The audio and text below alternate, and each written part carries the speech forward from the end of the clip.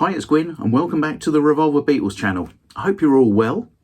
Well, at last, this week I received this and I've been digesting it for the last couple of days and I thought it about time that I shared my thoughts with you. Now, it's all too common for us Britishers to compare this with this, and that really isn't very fair. They were both created out in completely different circumstances.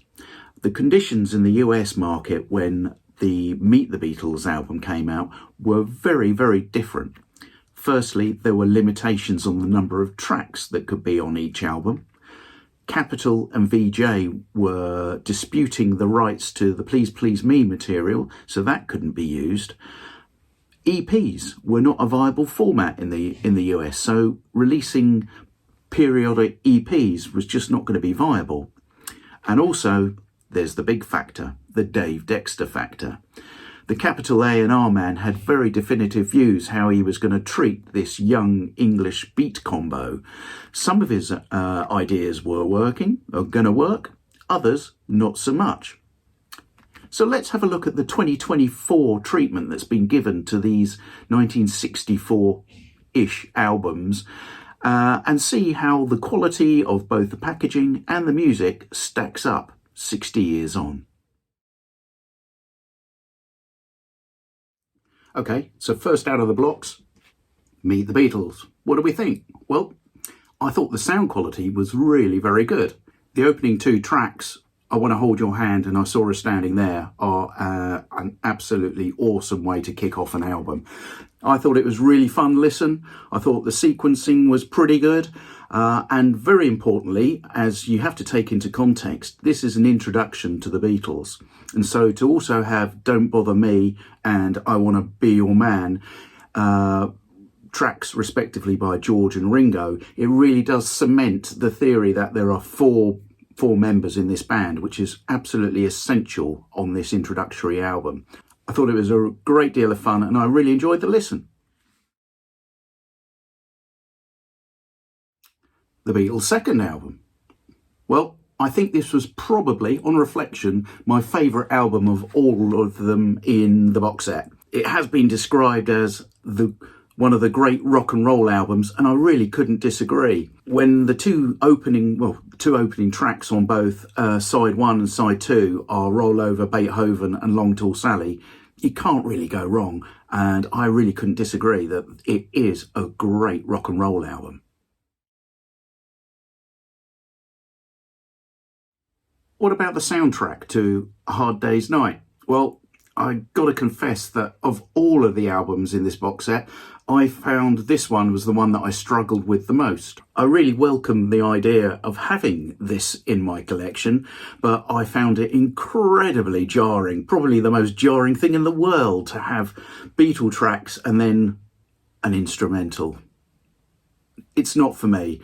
The cover, I love the cover. I think the cover is excellent, but as a listening experience, as I said, it's probably my least favourite in the box.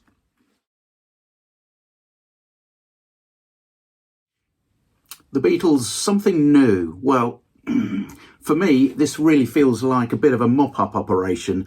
It's got a load of leftovers from A Hard Day's Night with Slow Down and Matchbox plus Come Give Me a Dying Hand. But what's wrong with leftovers? A really good curry can taste just as good, if not better, the day after. The other thing about a takeaway curry is that it can often repeat. And on this album, there are 5 tracks which are repeated from the preceding A Hard Day's Night soundtrack.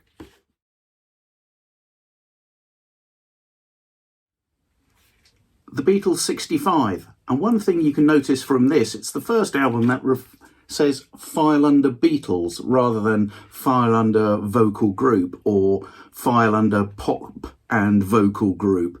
So clearly the world by now knew exactly who the Beatles were. But again, for us Britishers, this is pretty close to Beatles for Sale. Hang on a minute. A couple of minutes ago, didn't I say that the instrumentals on A Hard Day's Night were the most jarring thing ever? Take that back. I Feel Fine and She's a Woman. Oh my God, they sound like they've been recorded at the bottom of a well. They really are the worst examples of dexterization in this box. Truly horrendous.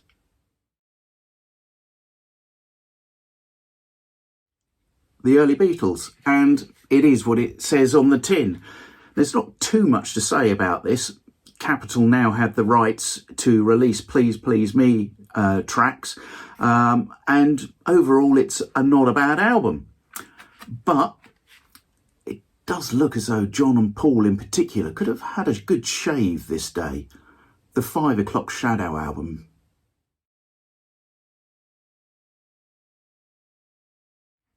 And finally, the Beatles Story. Well, this is a really quirky snapshot, I guess. There is some really cheesy commentary running throughout it, but there are still some fun moments as well. I absolutely cracked up during the discussion with John and George as to what they would do with all their millions of pounds that they were earning. John said, well, most of it goes to Her Majesty. George chips in, she's a millionaire. This is clearly a relic from a different era. Pretty cheesy narration throughout, but some fun moments nevertheless. I'm not sure you'd get away with the interviewer asking a lady, you look like a housewife.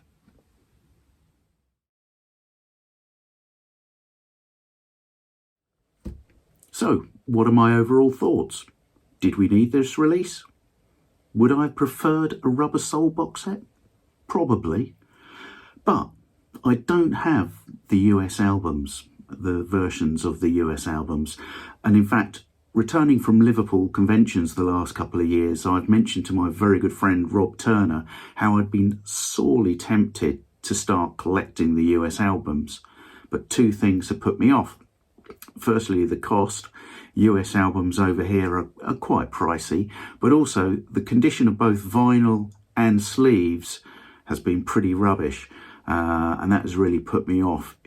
Most of them have very bad scuffing and ring wear, which I just couldn't get round. So this box set really has, well, solved a problem for me. These albums are important artefacts and very special to US fans and reflect their time and place. Is it worth it as a box set? Well, to me, yes it is. I'm very glad I've got it. But for others, it might not be. But you do have the option to buy these individually, with the notable exception of the Beatles Story. So the choice is yours. Packaging, well, it's in a very, very solid box. Each LP comes with a poly-lined inner sleeve and a replica sleeve from the time, and also a slip sheet with a Bruce Spicer penned essay. So what's not to like? Well, actually, just a small niggle, but some of the images on the albums are lacking a little bit of quality and a little bit too dark, but that is being a little bit picky, to be honest. The records themselves, well, on inspection, and these are all made in France, I thought they were faultless.